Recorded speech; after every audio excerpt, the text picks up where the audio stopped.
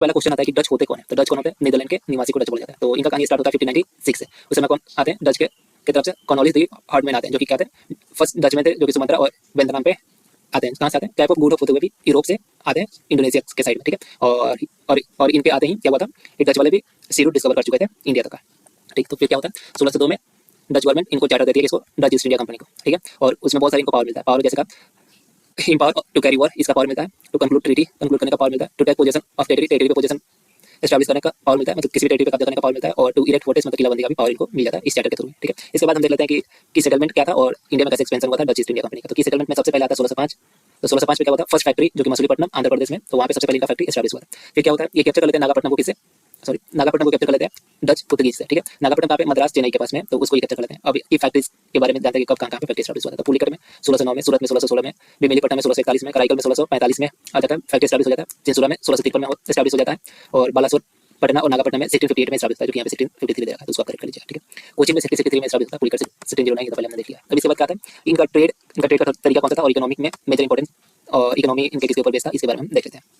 तो ये रीडिस्ट्रीब्यूटिव और कैरिंग ट्रेड करते थे डच वाले, ठीक है। रीडिस्ट्रीब्यूटिव और कैरिंग ट्रेड मतलब क्या होता है कि सामान को एक जगह से दूसरी जगह ले जाना, फिर वहाँ बेच देना, फिर वहाँ से कुछ खरीद कर दूसरी जगह ले जाना और वहाँ बेच देना। तो मेजरली ऐसे ही ट्रेड में इन्वॉल्व थे। तो इनका तो फिर अब देख लेते हैं कि इंडिया से क्या क्या लेते थे और इंडिया से ले जाकर कहाँ पे बेचते थे और क्या करते थे। तो अब उसके बारे में देखते हैं। तो ये क्या करते थे, पहले सामान को इंडिया से खरीदते थे, उसको फिर ले जाकर क्या करते थे, आइलैंड फार ईस्ट मतलब इंडोनेशिया में ले जाकर उस सामान को बेचते थे, और उस सामान को वहाँ से बेचने के बाद वहाँ से मसाले लेते थे, शिप में भरते थे और यूरोप ले जाकर फिर मसालों को बेचते थे, और वहाँ से 20 से 30 गुना ज़्यादा प्रॉफिट कमाते थे। उस पर इनका पूरा इकोनॉमी बेस्ड था, ठीक है। अब देखते हैं कि इंडिया से कौन कौन से सामान ले जाते थे। इंडिया से ले जाते थे इंडिको ले जाते थे, जो कि कहाँ पे, यमुना वैली और सेंट्रल इंडिया से ले जाते थे।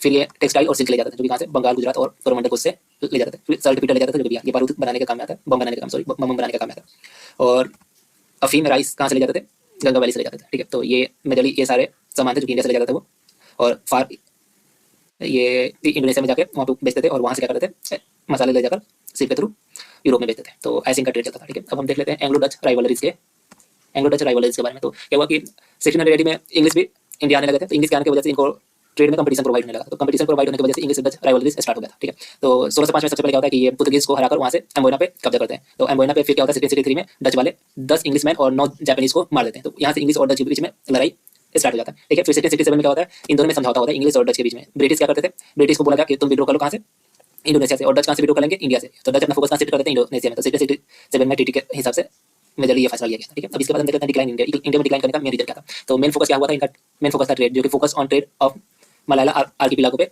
शिफ्ट हो गया था, जो कि कहाँ पे था, मतलब कि इनका मेजरली फोकस ट्रेड कहाँ पे शिफ्ट हो गया था, स्पाइस आइलैंड इंडोनेशिया की तरफ शिफ्ट हो गया था। और दूसरा बात ये था कि डच वाले इंपायर बिल्डिंग पे ज़्यादा फोकस नहीं करते, तो वो मेजरली फोकस करते थे ट्रेड के ऊपर। तो इंपायर बिल्डिंग पे फोकस ना करना भी इनका एक लॉस था, उसकी वजह से डिक्लाइन करते